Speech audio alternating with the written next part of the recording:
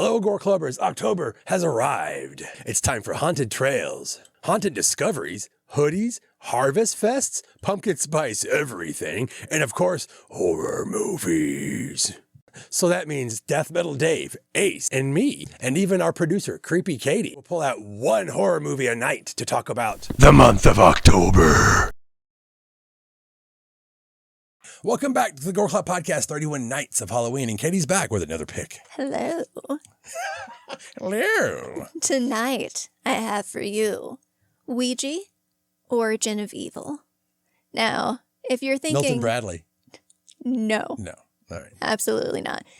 This is technically a sequel to the, 2014 film OUIJA? Yeah, that wasn't that great. Don't watch that one. Okay, yeah. You don't have to watch that one to I'm glad understand. we're on the same page, because that one wasn't great. Oh, it was painful to try to get through, truly. But OUIJA Origin of Evil is so much better. Just in every single way. Cinematography, the writing, the director. It's scary? It's very scary. It has some scary parts to it? You know? Yes. The director is Mike Flanagan. This is an early Mike Flanagan work. That makes sense. Which, yeah, if you've seen the movie, you can be like, oh, yeah, I can totally. If you've ever watched... Flanny knows his stuff, yeah. Flanny. Didn't know you were on a nickname basis with him. Have you not watched our podcast? I know Nick Cage. Oh my gosh. But yeah, if you watch like Midnight Mass or The Haunting of Hill House, you can see his storytelling through that. And what makes OUIJA Origin of Evil such a great horror film, not even in comparison to the atrocity that was OUIJA, but just on its, like, standing on its own. I'm sorry. The storytelling through this film is so good, and you really get immersed in it, and the acting is so good with those young female actresses. Oh, I know what you're going to say, like pigs. Those young female insects. Mm. No, but I do also love that this is a female-driven horror movie. It's about a single mother and her two daughters. And yeah, there are men involved, but like they are at the core of this film. It's about them and what they do to keep their family going after the father has died many years ago. Yeah, I like the differences between, like, listen to your picks because they're about women's sides and, like, you know, children, and then you listen to Ace and Dave. It's just like, yeah, people die. It was pretty cool, boobs.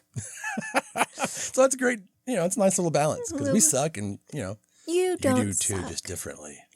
Well, that's true. Dirty. No, I wasn't thinking that way. No, I'm not dirty. Go ahead. I was being self-deprecating. Oh, I'm dirty. So this movie takes place in the 1960s, which again is another reason why I think it's very like girl powery and cool, because not a lot of women in the 1960s were the heads of their household. Did you even vote yet? Jesus. Yes. I know. I'm kidding. But we couldn't own a credit card. Yeah. Yeah. Yeah. Different atrocities. Yeah, that was the 80s with shoulder pads. Then you could have a credit card. Different horrors. Horrors, just to make that clear. Different horrors. But this family, actually, this woman owns her own business as well. So she's the head of the house and the head of the business, even though the business is fake seances. It's a scam. But Amityville 3D. No. Oh, sorry. That's a great movie. It's a movie. But this one, so they do fake seances, and, you know, that's how they get to keep the house, and she's doing this just to keep the family going. So ethically, maybe it's not the best thing to do, but she's doing it for the kids. It's for the kids. And OUIJA Origin of Evil has the classic kind of, again, like a Ouija board obviously comes into play. Milton Bradley.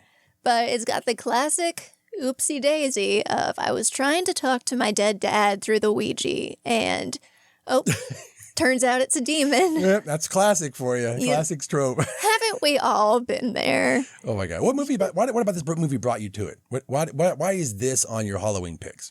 I randomly found this movie. I think it was on Netflix. It's still on Netflix, actually. Still streaming. And I didn't have any like particular draw towards this. It was just one of those like, hey, since you watch this, you might like this. And I was like, well, Ouija fucking sucked, but the first just couple minutes of this film, I was like, oh, this is something totally different and something special. And again, it goes back to Mike Flanagan, I think, of just his touch is in every little bit of his films. Just the way that they look, to the way that they sound, and just the atmosphere. Everything about it is creepy. And it's got that slow burn aspect to it, but there's still enough exciting stuff that it keeps you entertained throughout the entire thing. Well, that's awesome. Yeah. You gotta watch it. All right, gotta watch. You gotta watch it, you guys. Well, thank you guys for tuning in tonight. Tune in tomorrow night and check your candy. And watch tomorrow night for Gore Club Podcast 31 Nights of Halloween. Andy, I took the string away. Ooh. Low budget's best. Bye, guys. Gore Club Podcast. This is the Gore Club Podcast with Steve Vessell, Ace.